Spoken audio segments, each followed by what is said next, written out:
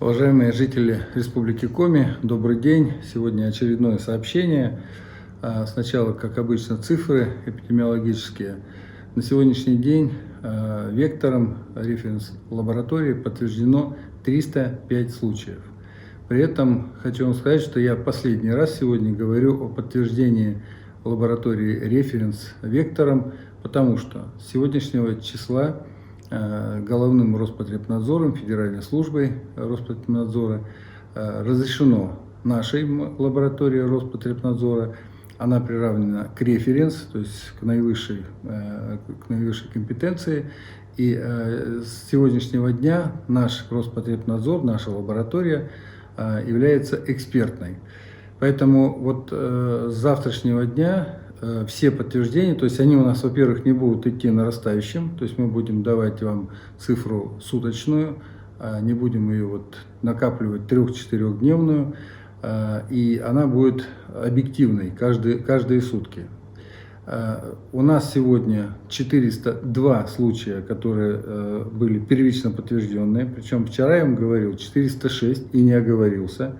4 случая наша лаборатория сняла после первичного подтверждения, то есть случаи не подтверждены, поэтому вот эти 4-2 случая, в конце концов, скорее всего, с каким-то, может быть, еще отсевом, лучше бы они отсеивались в сторону снятия этого диагноза, завтра у нас и будет объявлено мной.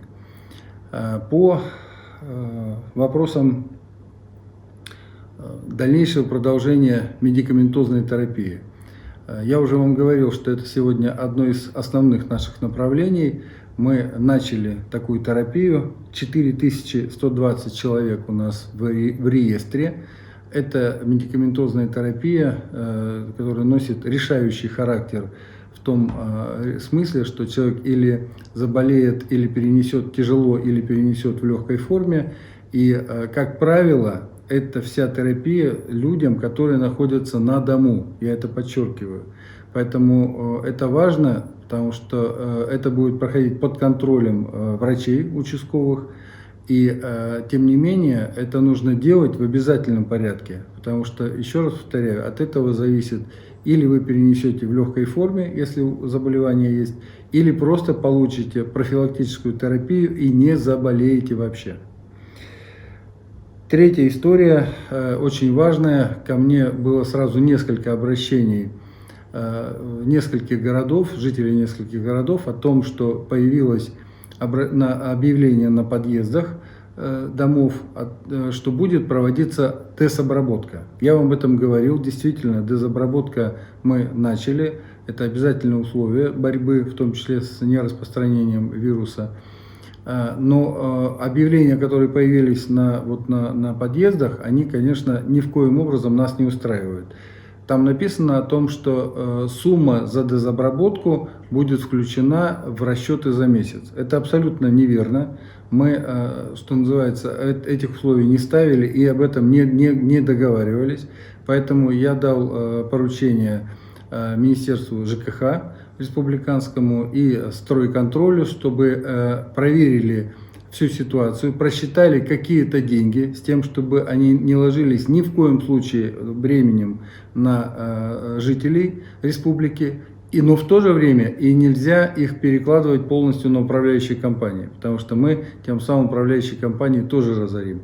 Поэтому точно найдем решение. Я такие поручения, как я уже сказал, дал, и по результатам расчетов мы примем решение, кто эти расходы понесет. Еще очень важный вопрос – это автоматизация или процесс автоматизации пропусков. Вопрос соблюдения карантина вышел на такую высокую ноту, что во всех городах, в крупных городах, вы знаете, в Москве и в Московской области, в других субъектах ввели автоматизированные пропуска, когда работники правопорядка, Росгвардии, МВД могут посмотреть в базу данных и по последним 4 цифрам паспорта определить, есть у человека право на передвижение или нет. Без этого, конечно, останавливать и применять какие-то требования, это неправильно, потому что человек может действительно передвигаться по служебной надобности. Поэтому для того, чтобы мы сразу не внесли какую-то неясность и вам было понятен порядок, мы введем на одном крупном предприятии промышленном эту систему, отработаем ее, и после того, как мы ее отработаем, мы уже тогда запустим по всей республике. Ну и, что называется, на закуску, очень такой история, которая вчера на оперативном штабе вызвала просто бурное обсуждение. Такого бурного обсуждения я еще на оперативном штабе не видел. Это вопрос о том, открывать охоту, сезон охотничий или не открывать.